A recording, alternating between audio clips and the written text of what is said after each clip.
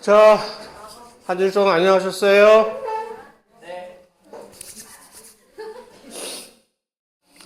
아, 그래도 대답을 해주니 얼마나 고마워.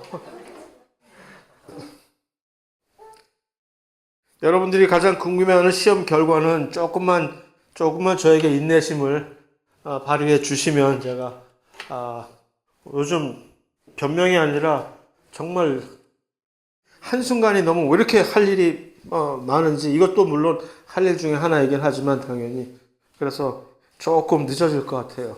그래서 가능한 한 그래도 나름대로 최선을 다해 보겠습니다. 자, 오늘은 이제 새로운 챕터로 소화. 전체적인 내용 자체는 거의 대부분이 그냥 매우 평이하고 허접한, 허접이라고 하면 조금 내가 내 주제에 신뢰가 되는 얘기긴 하지만, 그래서 뭐 간단하게 몇 가지 딱딱 집어갈 대목만 짚고 빨리 끝낼 수 있었으면 6장에 대해서는 좋겠고, 일단 참 맛있게 보이는 이 음식들, 점심을 걸렀다면 매우 배고파 보이는, 배고프게 만드는 사진인데, 자, 소화기의 개요음. 들어가서 분해하고 흡수하고 내보낸다는 뭐 간단한 얘기. 이 그림은, 이거 왜 이러지? 계속 안 따라오지? 한 발짝 늦게 따라오네, 이게. 심지어 이렇게 하등 동물인, 이런 친구들도 원래는 이런 원시적인 소화 기능을 가지고 있었다라는 그런 얘기고, 완전한 소화기는 우리처럼 이제 완전하게 입, 항문, 그 다음에 안에 있는 여러 가지 소화기관들이 갖춰진 것들이라는 뭐 하나마나한 얘기들입니다. 사실 매우 하나마나한 얘기. 조류 같은 경우는 이런 우리의 메뉴를 하나를 더 음식 메뉴를 하나를 더 얹어주는 이런 모래 주머니 같은 것들도 생기고, 이게 왜 있는지는 뭐 이게 또 안 나와. 왜 전혀 이게 왜 이러는 거야 도대체.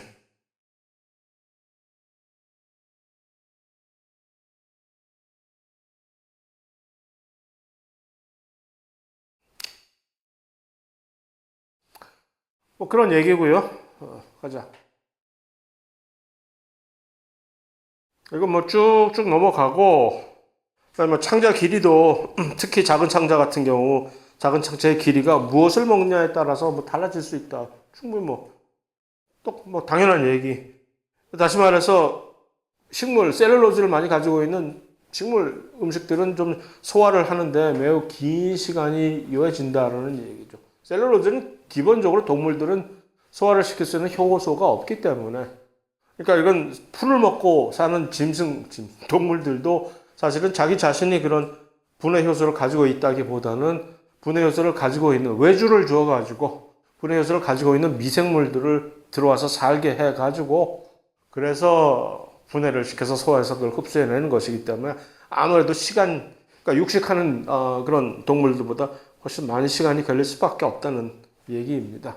그래서 그럼에도 불구하고 이 지구상에 가장 차고 넘치는 주체를 못하게 많이 있는 물질들이 사실 셀룰로즈 같은 것들이니까, 식물의 몸체를 구성하는 그런 것들을 이용해서 소화를 시켜서 먹이로 쓸 수 있다면은 물론 큰 이득이 되겠죠. 뭐.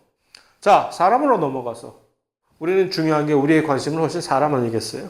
그래서 뭐 단계적인 소화가 있다. 자, 일단 기계적 소화랑 화학적 소화 딱 보면 무슨 얘기인지 알 거 아니에요. 물리적으로 부수는, 잘게 부숴버리는 것이 기계적인 소화고, 그런 기계적인 소화를 할 때 우리 신체 기관 중에 어떤 것들이 이용이 되는지 당연한 뻔한 얘기죠. 뭐. 왜 우리 이를 가지고 있느냐? 다 맷돌처럼 갈아 부수고 짧게 끊어버리고 하기 위해서 앞니와 어금니 같은 것들이 있는 것이고, 화학적 소화는 무엇이냐? 화학적 소화야 당연히 이 음식물을 화학적으로 분해할 수 있는 효소들이 개입을 해가지고서 감행하는 것들이 수행 대신 감행이라고 얘기를 한번 표현을 해봤어요. 그런 것들이, 그래서 이 기계적 소화와 화학적 소화가 같이 이제 협동작전을 벌여야 소화가 깔끔하게 끝난다는 얘기고, 그럼 그것을 수행을 하기 위해선 어떠한 구조로, 어떠한 건축물을 우리가 지어줘야 되느냐. 그래서 우리 항문, 입부터 저 끝에 있는 항문까지를 딱 하나를 가만히 연상을 해보면 하나의 긴 연결되어 있는 통로라는 얘기지. 그 연결된 통로 중간에 크게 공간이 넓게 벌려진 그런 위라든가 창자라든가 그런 것들이 있는 것이고 그것을 이제 지나가는 거예요. 음식물이. 일단 우리 몸 안으로 들어오는 음식물들은 그것들을 지나가면서 이렇게 여러 가지 공정 과정을 거쳐서 완전히 분해된 다음에 빼먹을 수 있을 만큼 다 빼먹은 다음에 찌꺼기 쓰레기들을 항문을 통해서 보내는 뭐 그런 과정이지.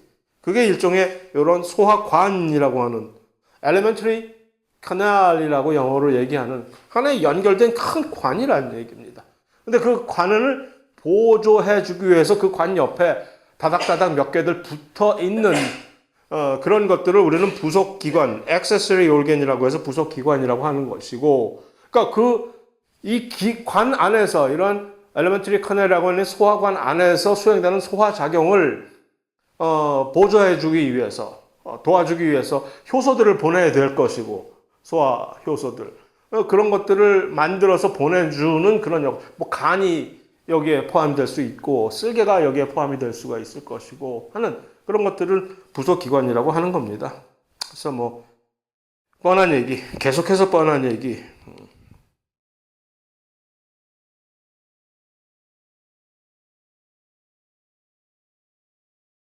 그래서 뻔한 얘기를 쭉 나가면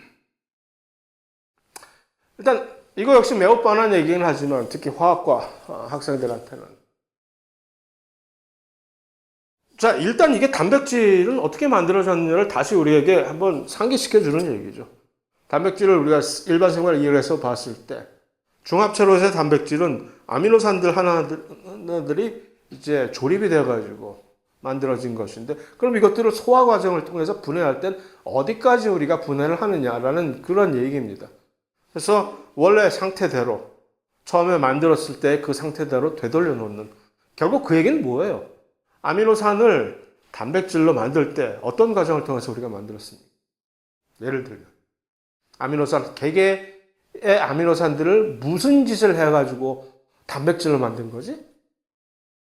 그것이 리보솜에서 일어났던 일이지만 뭐 어떤 일을 벌인 거예요?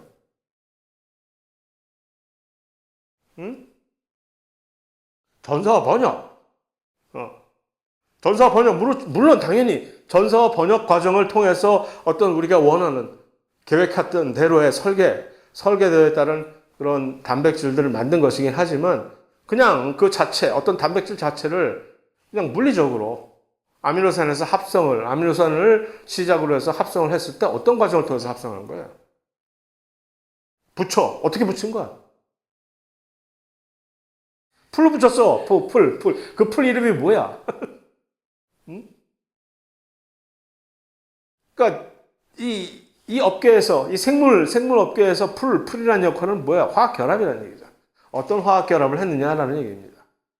펩타이드 결합이라는 그 화학 결합을 할 수 있는 그 효소가 놀랍게도 RNA였다는 거 알고 있잖아요.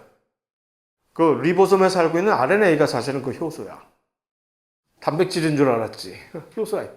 그러니까 유일하게 그 아미노산들을 단백질로 만드는 그 효소는 사실은 RNA, 리보자임입니다. 어쨌든 간에 펩타이드 결합이라는 것을 해가지고서 붙였는데 결국은 그것을 분해한다는 얘기는 분해 효소가 따로 있겠지. 분해 효소가 와서 할 수 있다는 얘기는 결국 그것을 다시 원상대로 그 결합들을 그 펩타이드 결합이라는 것만 딱 또 끊어놓고 나는 여기까지 내가 할 수 있는 일을 그러고 갔다는 얘기입니다. 그럼 그 아미노산의 단위로 이제 나중에 뭐 해당 과정을 통해 가지고 저 크랩 사이클이 돌아가고 할 때 그 아미노산들이 크랩 사이클의 중간에 들어가 가지고서 완전히 산화되는 그 과정을 거치게끔 소화라는 그 자체 내에서는 여기까지만 한다는 얘기고. 자, 똑같은 얘기로 요 다당류라는 녹말이라는 다당류죠. 그다음에 간혹가다는 이당류 또는 간혹가다 올리고당도 들어올 수도 있겠지. 음식물 우리가 못 먹는 게 어디 있어 우리가. 그래서 다 들어오면 그들을 분해할 때 당으로서 탄수화물로서의 분해 과정은 우리가 결국은 처음에 출발점인 단당류로까지 이거 역시 그러니까 그 고유한 화학 결합이었던 그 글라이코시드 본드를 뽀개버린다는 그 뭐 외에는 못한다는 얘기지. 그 글리코시드 결합을 형성을 해주는 어떤 효소들이 있었겠지. 그것을 잘라주는 효소들이 와서 나는 소화 효소 있네 하고 여기서 일을 수행했다는 얘기입니다. 결국 그러한 단당류로 이제 변환된 그런 음식물들은 이제 드디어 해당 과정 안으로 들어가서 완전히 산화가 돼서 나중에 이산화탄소로 밖으로 방출이 되겠죠. 핵산 역시 마찬가지고. 뉴클리오타이드라는 것들이 결국 인산 이에스테르 결합을 통해서 핵산이 만들어졌는데 그 인산 이에스테르 결합을 분해하는 효소가 그것을 하고 지방 역시 마찬가지고. 결국 이들이 전부 요 아미노산에서 단백질 이들이 전부 공통적인 그 결합은 뭐예요? 그 공유 결합이지만 공통적인 그 결합 이름을 우리는 뭐라 그랬지? 요 다음 그림에서 아마 그게 나오긴 하겠지만 이것들을 아미노산에서 단백질, 단당류에서 다당류, 예를 들어서 뉴클리오타이드에서 핵산, 지방산에서 지방 이런 식으로 만드는 이 결합, 그 화학 결합의 공통적인 특성 뭐였지?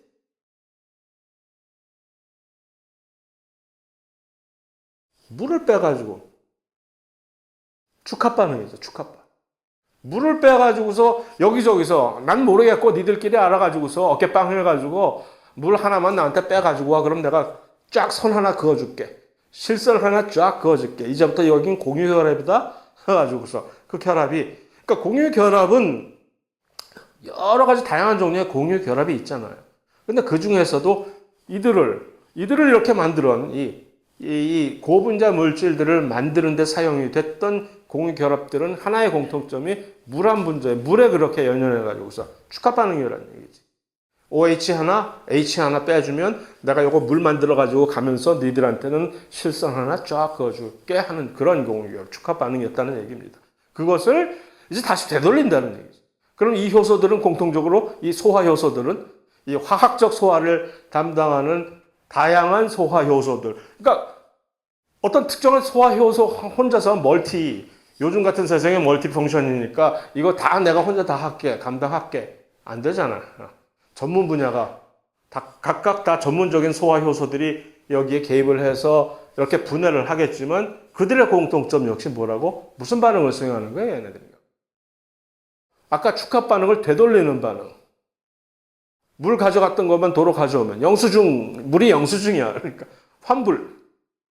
축합 반응을 통해 가지고서 물 빼가지면서 이렇게 만들어 놨는데 가서 변습해 가지고 온 거지 이제. 나 이거 되돌려 주세요. 그럼 영수증만 가져오면 되돌려 주겠다는 얘기입니다. 그 영수증이 뭐? 물이잖아. 물만 가져오면 내가 이거 다시 뽀개 줄게. 뭐라고 이름 지으시겠어? 물 가져오면 내가 뽀개 주는 반응. 창의성을 한번 발휘해서 이름을 한번 장명소를 한번 차려보는 얘기지. 물 가져와서 뽀개는 반응.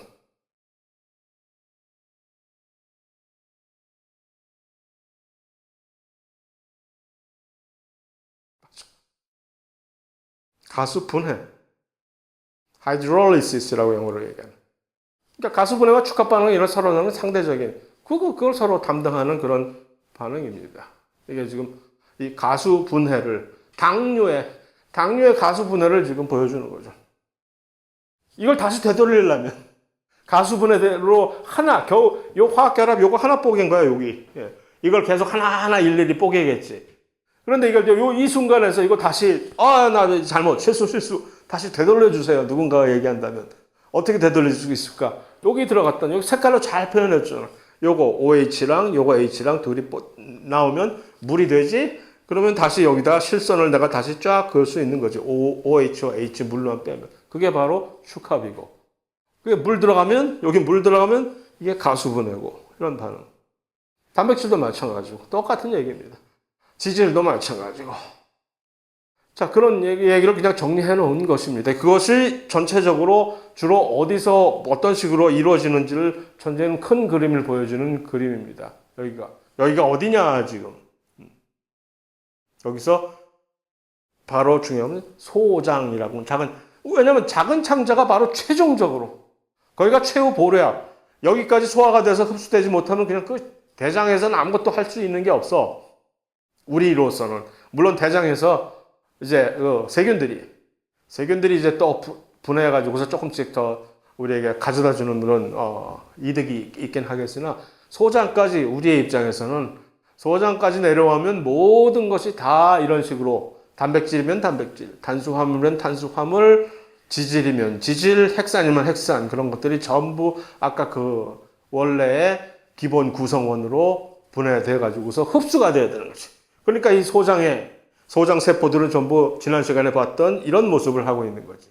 이런 소장 벽을 이루는 상피 세포들은 이렇게 막 손가락 모양으로 해서 흡수를 잘하게끔. 그래서 얘네들이 들어가서 이제 결국에 가서는 이들이 어디로 가? 혈관으로 이동이 되겠죠.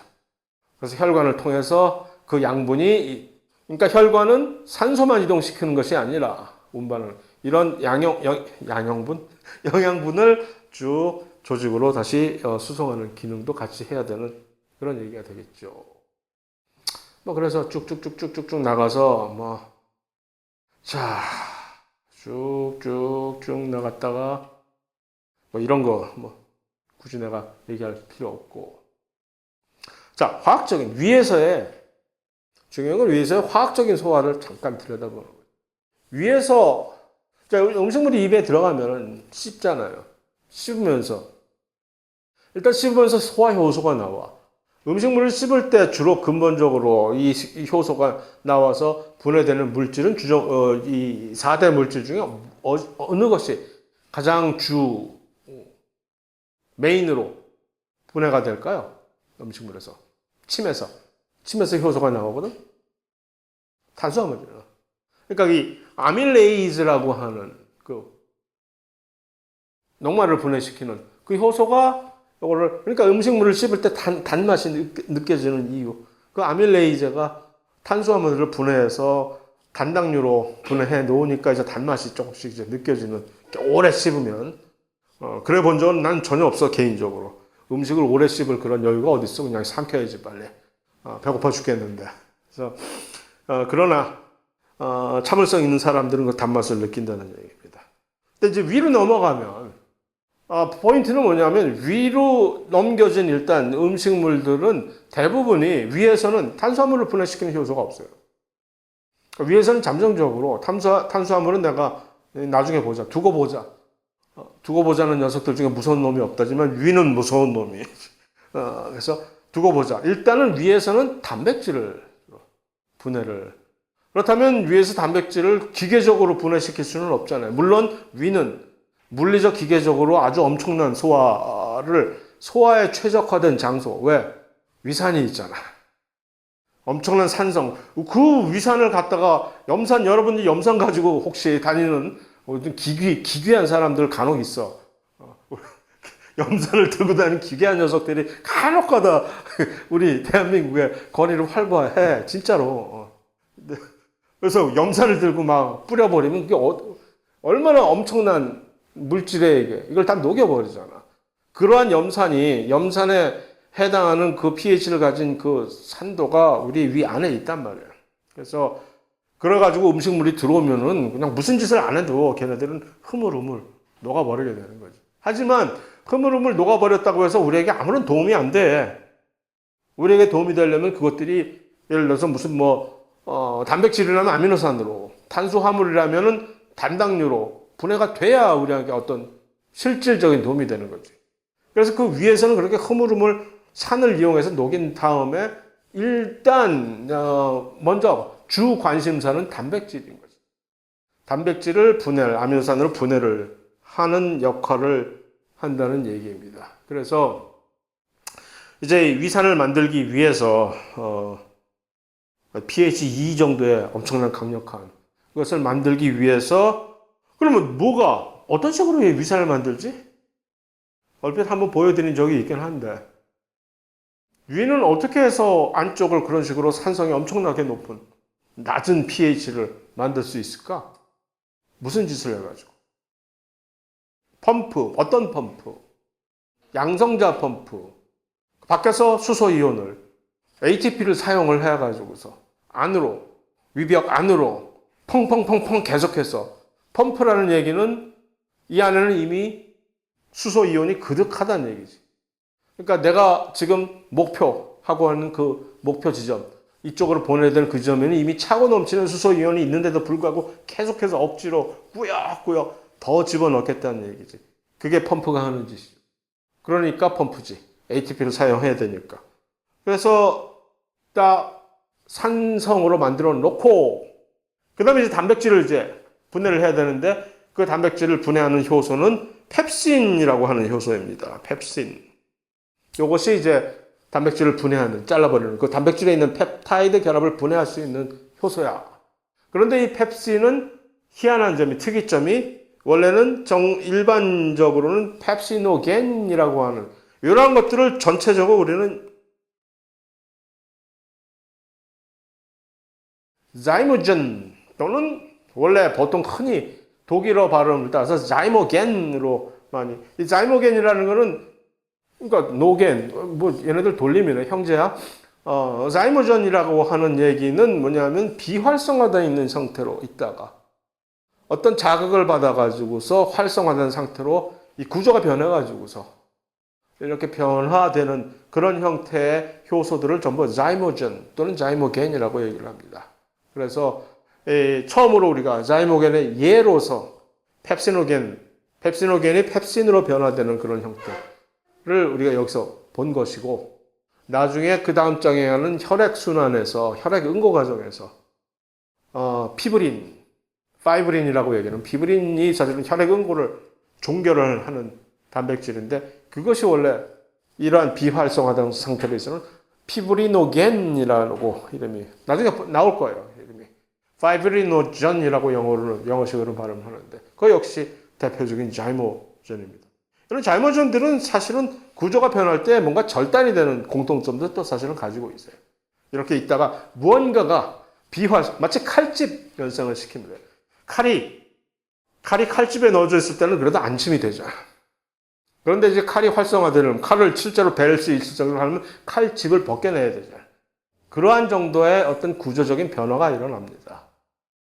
그래서 칼집에 넣은 상태로 비활성화된 상태로 이 평상시에는 놔두는 이유도 이해가 되는 것이고, 펩신, 소화효소인데 함부로 날뛰게 만들면 아무데나 그냥 모든 단백질을 전부 다 잘라버릴 테니까.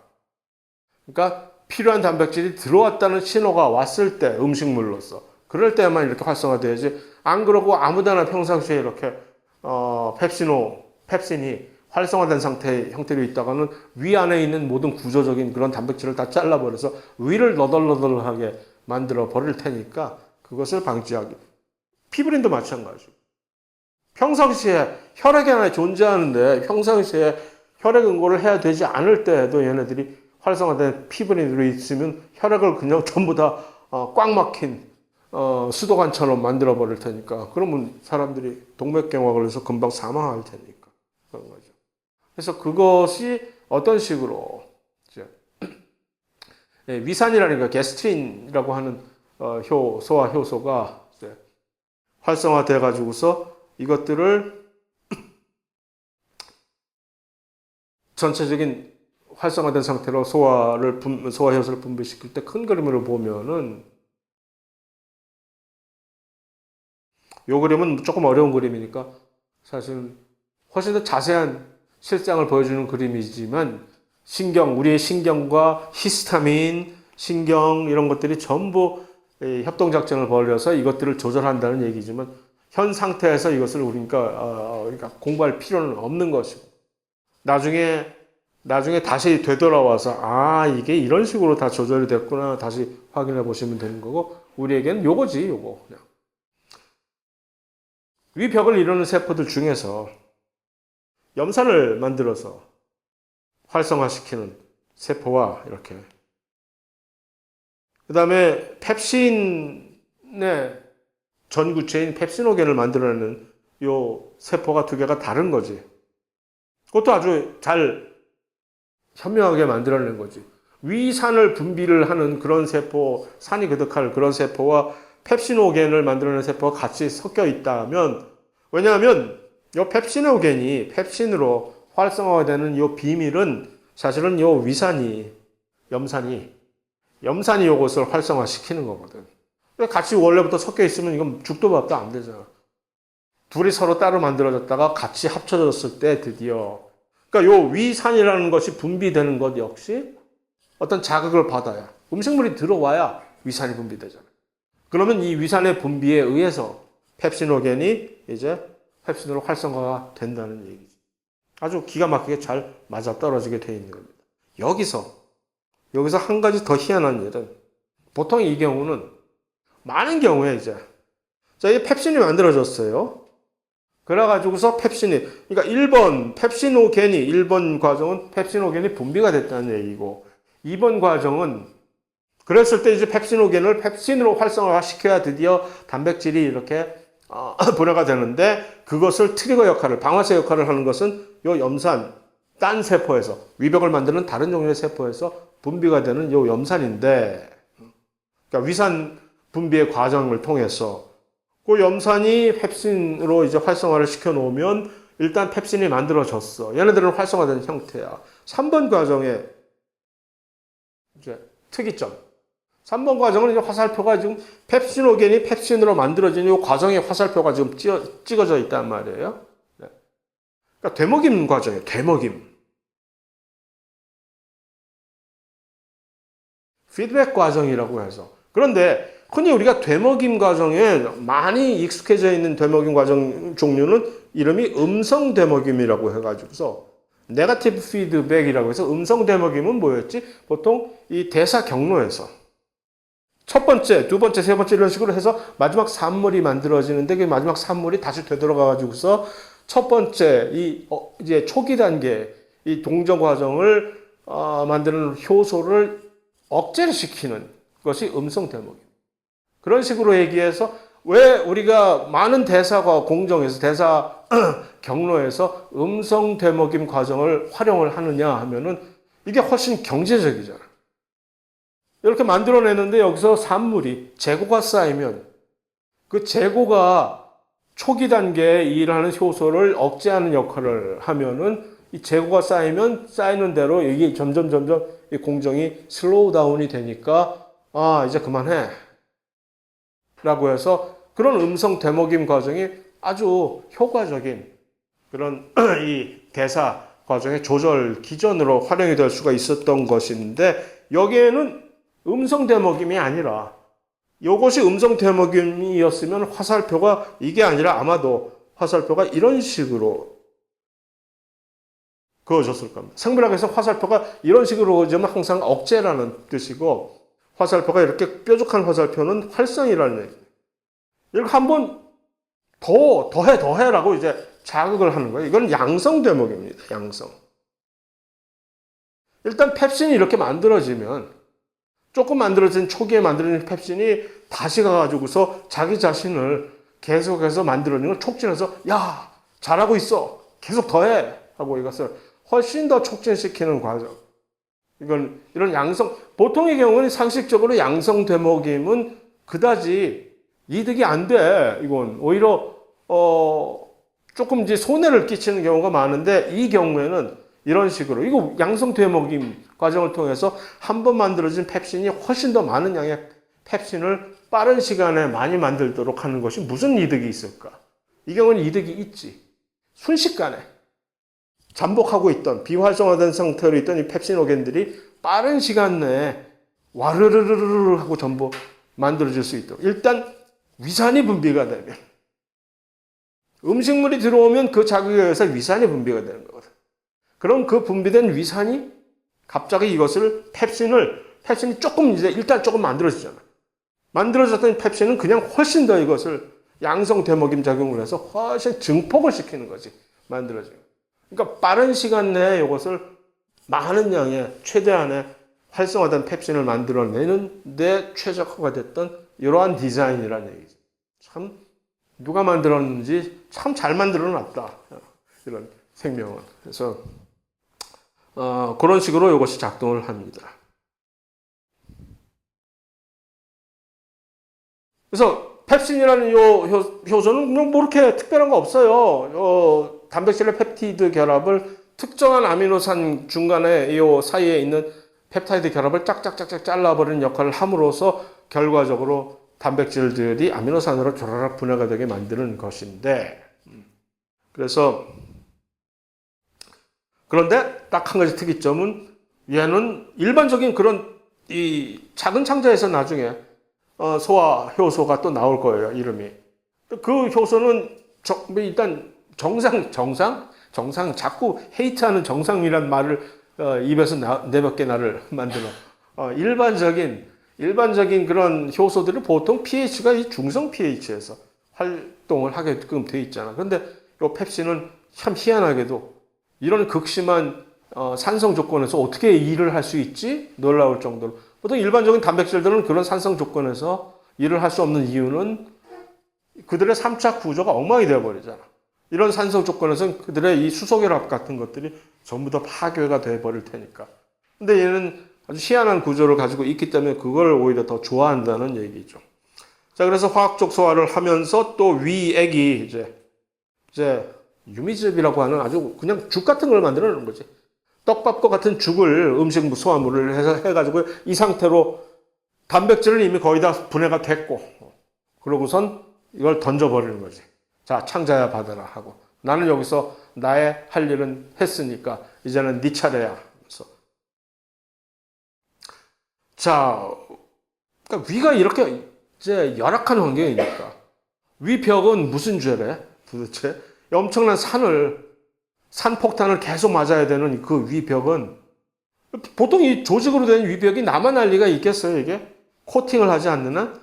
그 코팅이 바로 위 점막이라는 거죠. 점막 같은 거를 코팅을 해가지고서 엄청난 그 산성을 그나마 견뎌내게. 그럼에도 불구하고 그게 그러니까 항상 너덜너덜해져 가지고 손상이 되는 것이기 때문에 위벽 세포는 재생이 빨라야 되는 거예요. 재생이 빨라야 되고 그 얘기는 그만큼 그 위벽 밑에 깔려 있는 위벽을 재생하는 줄기세포가 열심히 일을 해서 세포 분열을 빨리 할 수 있도록 해야 된다는 얘기니까 그만큼 취약하다는 얘기지. 어디에? 암세포로의 이제 변환에 취약해지는 거지. 재생을 빨리 해야 되니까 잘못되면 금방 위세포, 위암 발생이 많은 이유도 그런 거죠. 자, 그래서 자, 위장 장애 중에 하나가 속쓰림, 식도 역류 때문에 벌어지는 것인데 역류성 식도염이라고 하는 이것들은 사실 여기에 위와 식도 사이를 차단을 해주는 관략근이 딱 막아서 여기를 무슨 패킹 밸브가 꽉 막아주는 그런 것처럼 차단을 하는 그런 관문이 있어야 되는데 그것을 이제 관략근이라고 하는 특수한 근육이 이것을 해주는데 막아버리는데 왜냐하면 요 위는 그래도 위 점막이 보호를 코팅을 하고 있어서 그나마 어느 정도 산성을 견디지만 식도는 그런 점막이 없기 때문에 산이 위산에 있는 그 물질이 조금이라도 올라오면 여기가 그냥 마치 여기가 타는 것 같은 그런 잘못된 느낌을 우리가 벌어지게 되는 건데 여러 가지 원인에 의해서 호르몬 장애일 수도 있고 노화에 의해서 이게 관략근이 널널해졌을 수도 있고 여러 가지 스트레스에 의해서 이게 좀 여러 가지 인자가 이것을 열기 딱 촘촘하게 막아내지 못하게 하는 경우가 있어서 많은 사람들이 이것 때문에 고생을 합니다. 그러면 이제 그것을 위산을 이제 분비를 억제시키는 약을 쳐야지. 그것이 역시 위산을 억제시키는 약 자체가 아까 봤잖아요. 히스타민이라고 하는. 요 히스타민이 요게 나중에 가면 알러지 같은 것을 억제시킬 때도 요 항히스타민제를 치는데 요 히스타민이 또 위산 분비를 시키는데도 또 촉진제 역할을 하거든. 그러니까 요거 역시 위산 분비를 억제시키는 것도 비슷한 게 항히스타민계 물질을 똑같이 사용을 하게 됩니다. 자, 그래서 그거는 이제 역류성 식도염에 관한 얘기고 위궤양의 경우에는 점막이 손상이 되면은 이제 궤양이 생기는 건데 점막은 여러 가지 다른 이유로 많이 손상이 되겠죠. 엄청나게 많은 이제 열악한 음식을 먹는다든가 너무 맵고 짠 음식 같은 것들을 자꾸 먹게 되면 위 점막이 손상이 돼서 그래서 한국인들이 위암이 걸릴 빈도가 높게 되는 이유도 우리가 먹는 음식이 너무 심해. 매운 정도가. 그래서 그런 경우도 있는데 또 박테리아가 헬리코박터라고 하는 특이한 박테리아가 세균이 어쩌다가 감염이 돼서 이들은 위 안에서 사는 세균입니다. 어떻게 세균이 위 안에서 살 수가 있지? pH가 2인데 그런 세균이 있잖아요. 아니 어떻게 세균이 섭씨 95도에서 살 수가 있지? 있잖아 그런 세균. 그래서 이런 세균은 여기가 그들의 그냥 고향과 같은 아늑한 이런 산성은 나의 고향. 근데 이러한 세균들이 위 점막의 손상을 초래한다는 그런 설이 있어서 그래서 헬리코박터에 감염이 되어 있는 사람들은 위궤양이 발생할 빈도가 높고 위궤양은 금방 위암으로 발전될 간경화가 간암으로 발전되기가 매우 쉽듯이 어떤 상처가 나면 왜 그런가요? 위궤양이라든가 간경화라든가 이게 상처가 난 거고 상처를 복구하기 위해서 줄기세포가 열일을 하게 된 거지. 자기를. 그럼 그러다 보면 아차 발 삐끗해가지고서 암세포로 그 줄기세포가 암세포로 변하게 되면 이제 걷잡을 수 없이 일이 벌어지는 그런 똑같은 맥락입니다. 자, 그럼 위에 대해서 간략하게 그 정도. 그럼 이제 그 음식물들을 창자로 보냈어. 위에서는 그냥 단백질만 주로 분해한 거야. 입에서 씹어서 소화시킨 탄수화물은 번외로 치고. 그러면 창자에서 제대로 작은 창자에서 그럼 위에서 못다한 임무를 완전히 끝내줘야 되는 거지. 다시 말해서 작은 창자가 완수해야 될 것은 위가 아무리 열심히 일을 해서 단백질은 전부 다 분해해서 소화를 시켰다고 치더라도 설마 남아있는 단백질들 전부 그 다음에 그거보다도 훨씬 더 큰 일이 있잖아. 이제 탄수화물들 우리의 사실 주종인 우리에겐 뭐니 해도 아무리 단백질이 중요하다지만 탄수화물이지 우리의 에너지원은 탄수화물들 그 다음에 지방 그 많은 그 맛있는 피자에 있던 그 지방들 다 어쩔 거예요. 다 우리가 다 여기서 해결해 줘야지. 그게 바로 이제 소장에서 그렇다면 소장에서는 지방을 특별하게 소화시키는 그런 분해 효소가 여기 분비가 돼야 될 것이고 또 작은 창자 자기 나름의 고유한 단백질 분해 효소가 있어야 될 것이고 탄수화물 분해 효소가 있어야 되겠죠. 훨씬 더 많은 화학적인 소화가 여기서 이루어진다고 볼 수가 있겠죠. 자, 그러니까 이제 작은 창자가 소화기관 중에서 가장 긴 부분이라는 것도 그럴 수밖에 없는 것이고 일단은 또 한 가지는 이 녀석이 위에서 던져주는 음식이 이게 뜨거야. 어디서 방사성 물질을 여기다 보낼 정도로 유미즘이라는 이러한 산성 물질을 우리 보고 어쩌라는 얘기야. 너나 점막으로 보호가 되지 우리가 다 점막으로 보호가 됐다니 정말 웃기는 녀석이네. 라고 창자는 얘기할 거야. 위에 대해서. 그럼 일단 이 녀석을 혀를 끌끌 차면서 아이고 자식 하면서 이걸 중화를 시켜야 되는 거지. 이게 바로 이제 이자에서 액을 보내줘 가지고서 이 산성 유미즙의 형태로 들어오는 음식물을 일단 중화를 pH 7 이상으로 올린 다음에 그럼 이제 소화효소들이 그제서야 일을 할 수 있는 거지. 그래서 일이 벌어지는 겁니다. 자, 근데 사실 작은 창자에서 이렇게 중요하게 엮여지는 이런 소화효소들은 실제적으로 많은 그런 소화효소들이 지가 만들어낸 국산이 아니라 수입품들이에요. 예를 들어서 쓸개즙이라고 하는 것은 사실 쓸개에서 만들어진 게 아니라 간에서 여러 가지 다양한 소화효소들을 만들어서 쓸개한테 잠시 맡겨 놓은 다음에 그 다음에 쓸개가 이렇게 분비를 작은 창자로 특히 이제 지방 분해 효소들이 거기서 많이 나오는 것이고 이제 자기는 자체 내에서 탄수화물하고 단백질을 분해하는 효소를 만들기는 하냐 그 정도도 안 하면 어떻게 돼? 그래서 요 쓸개와 이자 같은 데에서 많은 소화 효소들이 이제 작은 창자로 보내지게 되는 겁니다. 전부 다 이게 분비를 해가지고서 나오는 그런 것들이죠.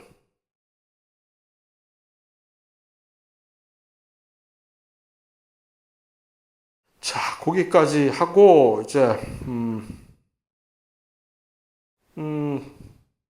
일단 그 정도까지 하고 여기서 잠깐 또 내가 또 욱하자면 다 쓸데없는 거라고 아직도 이 효소식품이라는 거는 여러분들을 혼미하게 만들고 있어가지고서 아직도 방송에 나와. 이게 나온 지가 벌써 언제적 얘기인데 십몇 년 전에 우리나라에 붐을 타기 시작한 이 효소식품이라는 것이 나와.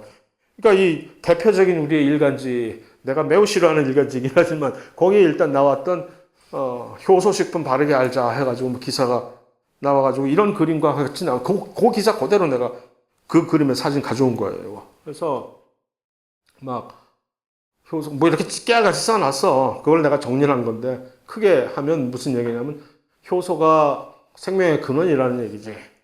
맞지? 생명의 근원이지. 효소 없으면 우리가 못 살지. 근데 효소는 늙어갈수록 점점 줄어든다는 또 이제 겁을 슬슬 주기 시작해. 효소가 줄어든다. 당연하지. 뭐든지 다 줄어들지. 그러니까 늙으면 이제 빨리 가야지. 라는 얘기가 나오는 건데. 그러면 어떻게 하면 우리가 효소를 다시 되돌리면 효소의 이 레벨을 늙어가지고 효소가 점점 떨어져가지고 우리 몸에 효소가 떨어져서 우리가 점점 늙어간다는 얘기야. 그러니까 효소를 다시 채우면 젊었을 때 상태로 채우면 우리가 다시 회춘을 할 수 있다는 그런 얘기지. 일단 그러면 사람들이 일단 거기서 무장해제되는 뭐든지 회춘한다 그러면 사람들이 무장해제당하고 지갑 열고 막 난리가 나는. 참 그렇게 좋은가 해서 그런데 말입니다. 그래가지고 이게 뭐냐면 식품, 효소가 그득 들어있는 식품을, 그게 바로 효소식품이라는 거지.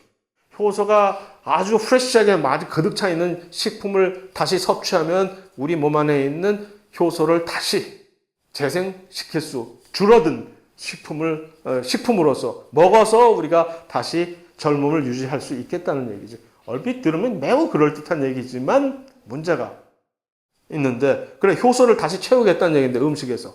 이런 음식들이 효소가 그득하다는 얘기야, 또. 그래서, 요즘도 막, 효소식품을 먹어가지고 뭐 어떻게 됐어요? 라는 방송이 막 나와. 그래서 답답해 죽겠어. 근데 효소가 단백질이잖아. 물론 RNA도 일종의 효소를 역할을 하긴 하지만. 근데 우리가 단백질을 먹으면 어떻게 되나요? 이렇게 된다고 지금 방금 확인했잖아. 단백질은 전부 아미노산으로 분해가 되면 걔네들이 다시 여기서 무슨 뭐 변신 로봇하고 다시 합체가 돼가지고서 효소로 만들어지나? 그들이? 지들 맘대로? 아니잖아. 끝잖아. 아무리 어떤 식품에 효소가 많이 포함되어 있는 식품을 먹었다 치더라도 그게 되냔 말이지. 사실 돼지 껍질도 같은 얘기, 맥락이야. 물론 돼지 껍질에 그렇게 콜라겐이 많다고 해서 피부 미용에 좋다고 드립다 먹어도 되는데 그 콜라겐이 그대로 우리 안에 들어오나? 다 분해가 돼서 들어오지? 그런데 이제 간혹 가다 보면 어떤 콜라겐들은 아주 저분자 콜라겐이라는 게 있어서 분해가 되지 않고 들어오는 콜라겐도 있다는 썰이 있긴 하나, 그건 뭐, 얼마나 큰 도움이 될지 모르겠지만 뭐, 잘 되길 바랄 뿐이고, 어쨌든 당연히 효소라는 얘기는 복잡한 구조, 그 자체의 기능을 발휘해 줄 수 있는 복잡한 구조가 관건인데 그 구조가 다 망가지고 아미노산으로 분해가 된 그런 것을 먹어서 다시 효소를 채우겠다는 그 말이 도대체 되냐고. 근데 말도 되지 않는 얘기를 계속해서 이렇게 하는 거지. 효과가 있다는 것. 어떠한 요소도 음식을 통해서 얻을 수가 없습니다. 그러나 이제 이 사람들이 얘기하는 효소식품은 뭐냐 하면 이게 발효식품이거든. 뭐 대단해갖고 설탕을 그득 넣고 효소식품을 만들어가지고 효소를 울궈내가지고 설탕을 가득 채워가지고 어떤 음식에다가 주로 그런 뭐 미생물들이 그득한 음식들이에요. 그게 전부. 거기다가 설탕을 그득 부어서 효소를 내가지고서 우리가 먹으면 좋아요. 그게 그대로 발효 과정을 하겠다는 얘기야. 설탕을 넣겠다는 얘기가 바로 그거지. 그 미생물들이 발효 작용을 통해 가지고 발효식품은 좋겠지 몸에. 왜? 우리가 잘 알지 못하는 작은 그런 화학 물질들을 그들이 발효 과정을 통해서 2차 대사산물을 만들어내니까 그것들 덕을 좀 보는 거겠지. 효소는 절대 아니라는 얘기입니다. 그러니까 거기서 그걸 속지 마시고 효소식품이라는 것은 절대로 있을 수가 없다라는 얘기입니다. 정말로 효소가 부족해서 효소량을 늘리고 싶다면은 그런 식품에 의존하는 게 아니라 당신의 몸한테 부탁을 해야 되는. 야, 나의 특별한 효소 다시 돌리도 해갖고 유전자가 유전자 발현을 통해서 단백질을 만들어내야 되는 거 아닙니까? 그러니까 그건 말도 안 됩니다. 자. 그 다음에 또 한 가지는 효소 식품이 산소를 가득 담고 있어서 좋다는 얘기예요. 또 산소를 가득 담고 있는 식품이 왜 좋아? 활성산소나 일으키지 당신을 늙게 만드는 게 산소입니다. 그래서 그 역시 또 말도 안 되는 얘기입니다.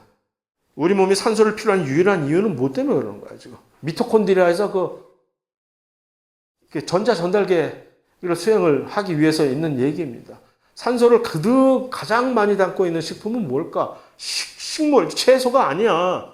채소는 산소를 만들어가지고 이 쓰레기하고 밖으로 내보낼 뿐이지 그들이 산소를 담고 있지는 않지. 산소를 담고 있는 것처럼 우리가 착각할 뿐이지. 산소를 사실 가장 많이 담고 있는 음식물은 뭘까? 피가 뚝뚝뚝뚝 흐르는 고기야. 붉은 고기. 안 그렇겠어? 히모글로빈들이 뻘겋게 있다는 얘기는 그거 다 산소 담고 있다는 얘기입니다. 정산소가 필요하면 그걸 드셔야지. 말도 안 됩니다. 자, 차라리 고기를 먹어야지라는 얘기입니다. 그래서 자, 뭐 5분 남았지만 이거 대장까지도 충분히 끝낼 수 있겠네. 안 되겠구나. 47분이네 벌써. 저 시기가 왜 저래. 그럼 할 수 없이 대장은 10분 있다가